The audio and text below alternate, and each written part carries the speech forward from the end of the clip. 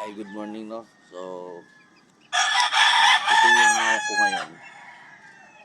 Isa siyang materyales na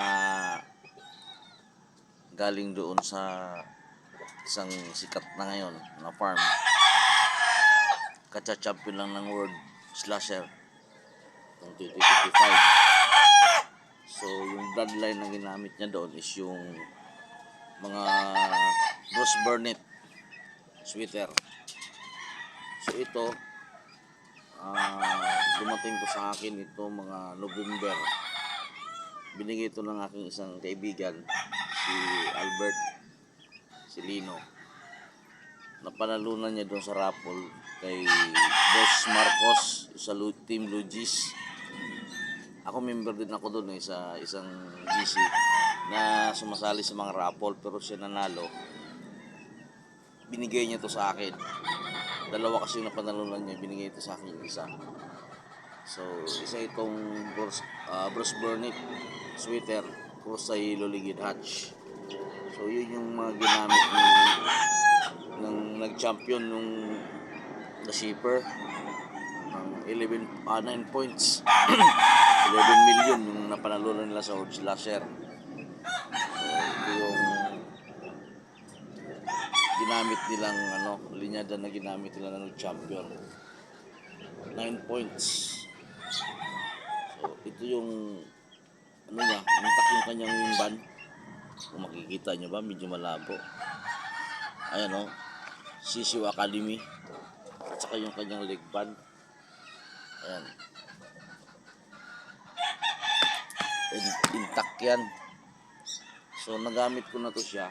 Kaya lang nung inabot ako dito ng baha, hindi maganda yung pisa niya. So, inulit ko ngayon. Ginamit ko na siya ngayon. Meron na siyang itlog na 7 piraso. So, tonto ako nung nalaman ko na nag-champion yung mga manok ni Team Logis, yung Sisiu Academy.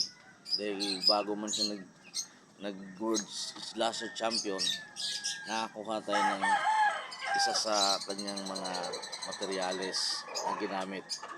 So ito yon, sa padadamihin ko to, ipupros ko din ito dun sa aking broadcast dito na nabili sa World Jim Paul Expo noong 2024, yung 5K sweater. Kasi mataas yun. Ito talagang mga Bruce Burnett medyo hindi kataasan. Pero ito na yung sabi ni Boss Idol na Marcos na yung new generation niya ng mga Bruce Burnett sweater. Nakakross ito sa Yellow Ligid Hatch. So may wing ba number siya ng 24585. So yan, Sisiu Academy. Katunayan ito pa yung box niya. Ayan 810. Baliktad lang. Ito pa yung box ng na to, pulot na to. Yung dinala dito sa akin. Kasi napanalunan niya ito sa raffle. So, isa tayo sa maswerte na nagkaroon ng ganito. Salamat ako doon sa nagbigay nito na nakapanalo ng raffle kay Boss Marcos doon sa Team Logis. So, yan. Nakakatuwa na nag-world champion itong mga linyada na to. Although sa atin, di pa naman natin nasubukan, pero try natin kasi maganda yung resulta. Kasi pinaganda ito na mga Bruce Burnett ni Boss Marcos, pinaganda niya yung yung timpla. Ito na yung sinasabi niya mga new generation niya. Sana makakuha tayo dito ng mga gandang mga panlaban. At iingatan natin ito kasi alam ko once na nag-champion ka sa mga malaking palaban, lalo ng World Slasher, di basta-basta yun, 9-cock. So, mga ganitong bloodline, magiging siya, magiging sikat siya na sa bloodline. At saka siyempre mahirapan tayo mag-acquire, tataas yung presyo, ganon. So, sabi na nga ni Boss Marcos doon sa mga previous vlog niya after nung champion nila is wala siyang available sa ngayon na may share, magpapadami pa daw siya. So, swerte tayo at nakakuha tayo nito. So, yun lang. Gusto ko lang i-share sa inyo na bago man lang nag-champion itong linyada na to, nakakuha na tayo dahil dun sa kaibigan natin na nanalo ng parapol ng Boss Idol Marcos ng Team Logis. So, ito yun.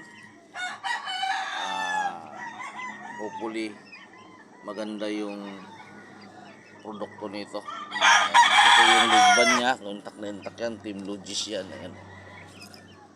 Kung di man nyo gano'ng mabasa, pero yun yan.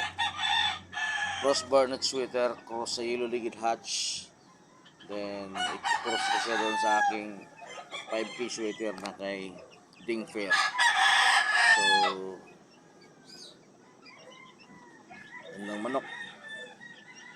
Pag-iigihan natin yung pagpadami nito. Thank you for watching.